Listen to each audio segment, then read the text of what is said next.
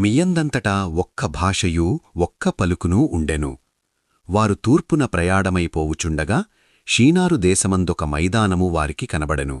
అక్కడ వారు నివసించి, మనము ఇటికలు చేసి బాగుగా కాల్చుదము రండని ఒకనితో ఒకడు మాటలాడుకొనిరి. రాళ్లకు ప్రతిగా ఇటికలును, అడుసునకు ప్రతిగా మట్టికీలునూ వారికుండెను.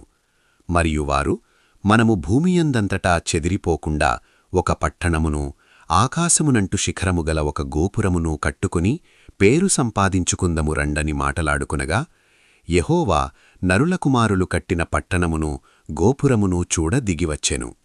అప్పుడు యెహోవా, ఇదిగో జనము ఒక్కటే, వారికందరికీ భాష ఒక్కటే, వారు ఈ పని ఆరంభించియున్నారు. ఇక మీదట వారు చెయ్యదలచు ఏ పని అయిననూ చేయకుండా వారికి ఆటంకమేమియూ నుండదా. గనుక మనము దిగిపోయి వారిలో ఒకని మాట ఒకనికి తెలియకుండా అక్కడ వారి భాషను తారుమారు చేయుదము రండని అనుకునెను. అలాగు యెహోవా అక్కడ నుండి భూమియందంతటా వారిని చెదరగొట్టెను. గనుక వారు ఆ పట్టణమును కట్టుట మానిరి. దానికి బాబేలు అను పేరు పెట్టిరి.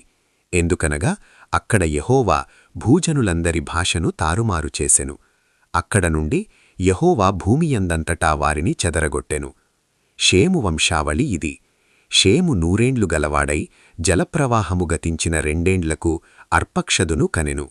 షేము అర్పక్షదును కనిన తరువాత 500 ఏండ్లు బ్రతికి కుమారులను కుమార్తెలను కనెను. అర్పక్షదు 35 ఏండ్లు బ్రతికి షేలహును కనెను. అర్పక్షదు షేలహును కనిన తరువాత 403 ఏండ్లు బ్రతికి కుమారులను కుమార్తెలను కనెను. షేలహు 30 ఏండ్లు బ్రతికి ఏబెరును కనెను. షేలహు ఏబెరును కనిన తరువాత 403 ఏండ్లు బ్రతికి కుమారులను కుమార్తెలను కనెను.